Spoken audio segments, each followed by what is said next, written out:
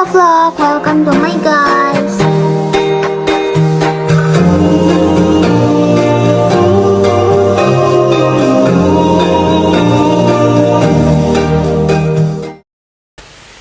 Assalamualaikum warahmatullahi wabarakatuh.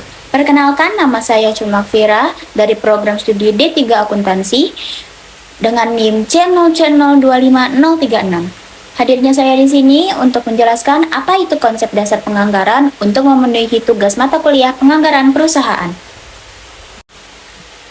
Ada beberapa hal yang akan saya jelaskan di sini. Yang pertama ada pengertian, tujuan dan manfaat, fungsi, karakteristik, jenis-jenis, proses, dan faktor. Oke, kalian pasti bingung kan apa sih arti penganggaran atau pengertian dari penganggaran? Penganggaran adalah proses penyusunan anggaran atau penciptaan suatu rencana kegiatan yang umumnya dinyatakan dalam ukuran keuangan. Penganggaran menunjukkan suatu proses sejak tahap persiapan yang diperlukan sebelum dimulainya penyusunan rencana, pengumpulan berbagai data dan informasi yang perlu, pembagian tugas perencanaan, penyusunan rencananya sendiri, implementasi dari rencana tersebut, sampai pada akhirnya tahap pengawasan dan evaluasi dari hasil rencana itu. Penganggaran juga dapat dikatakan sebagai komitmen resmi manajemen yang terkait dengan harapan manajemen tentang pendapatan, biaya, dan beragam transaksi keuangan dalam jangka waktu tertentu di masa yang akan datang. Terus, apa sih Kak tujuan dari penganggaran itu? Oke, tujuan dari penganggaran itu ada menetapkan arah dan sasaran perusahaan melalui perencanaan strategis, mengoptimalkan penggunaan sumber daya yang dimiliki perusahaan agar dialokasikan pada kegiatan yang memberikan manfaat dan nilai tambah besar, meningkatkan efektivitas pengendalian keuangan dengan melakukan pemantauan secara berkala, mendorong koordinasi dan komunikasi antar bagian dalam organisasi agar seluruh aktivitas berjalan selaras, menjadi dasar dalam melakukan evaluasi dan pengukuran kinerja, dan yang terakhir menjaga stabilitas keuangan perusahaan dengan mengantisipasi kebutuhan dana serta mengendalikan pengeluaran secara lebih terencana dan sistematis. Terus kalau misalnya udah ada tujuan, masa nggak ada manfaatnya Kak? Manfaatnya tentu ada teman-teman. Yang pertama, segala kegiatan dapat terarah pada pencapaian tujuan bersama. Yang kedua, dapat digunakan sebagai alat penilaian kelebihan dan kekurangan pegawai. Yang ketiga, dapat memotivasi karyawan karena ada tujuan atau sasaran yang akan dicapai. Yang keempat, menimbulkan rasa tanggung jawab pegawai. Yang kelima, menghindari pemborosan dan pembayaran yang kurang perlu. Dan yang terakhir, sumber daya yang dapat dimanfaatkan seefisien mungkin.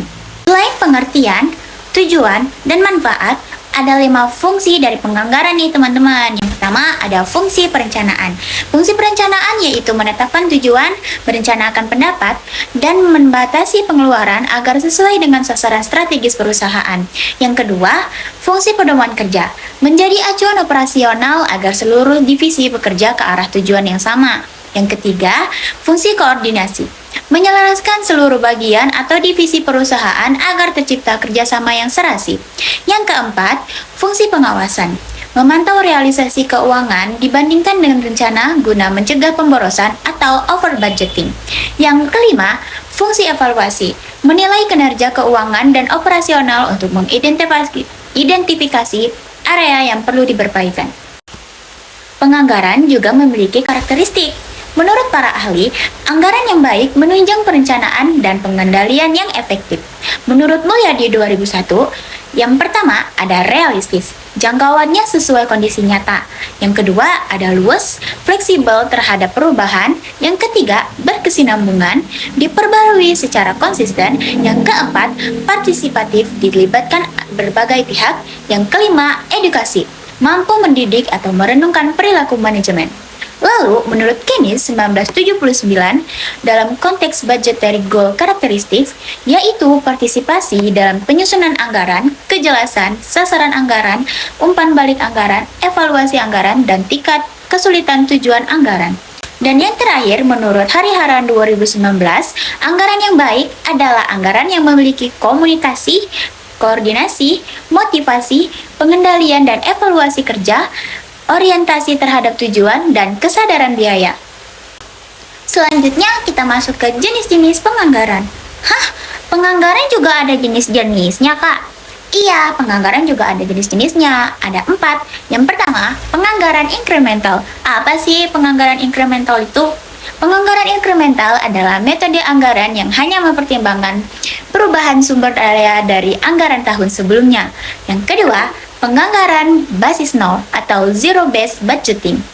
Penganggaran basis nol adalah metode anggaran yang mengharuskan semua jajaran manajemen memulai dari nol dan mengestimasi kebutuhan sumber daya yang diperlukan untuk mendanai aktivitas tahun yang dianggarkan. Yang ketiga, ada penganggaran statik atau static budgeting. Penganggaran statik adalah metode anggaran yang sifatnya tetap setelah anggaran tersebut sudah disusun untuk aktivitas. Dan yang terakhir, penganggaran fleksibel atau flexing budgeting. Penganggaran fleksibel merupakan serangkaian anggaran untuk bermacam-macam tingkat aktivitas. Penganggaran fleksibel umumnya digunakan pada perusahaan manufaktur dalam menafsir dan mengendalikan biaya pabrik serta beban operasi. Oke, kita masuk ke proses penganggaran. Proses penganggaran terdapat perumusan rencana anggaran, pembahasan dan persetujuan anggaran, pelaksanaan anggaran, pelaporan dan evaluasi anggaran, dan yang terakhir audit anggaran.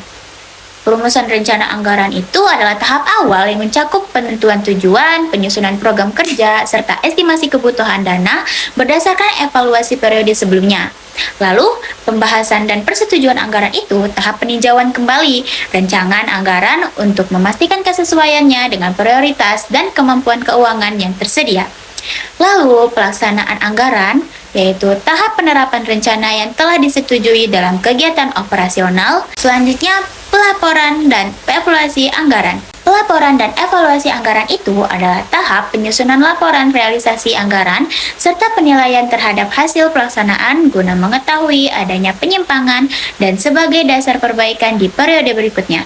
Lalu yang terakhir, audit anggaran. Tahap pemeriksaan untuk memastikan bahwa pelaksanaan anggaran telah sesuai dengan ketentuan, prosedur, dan prinsip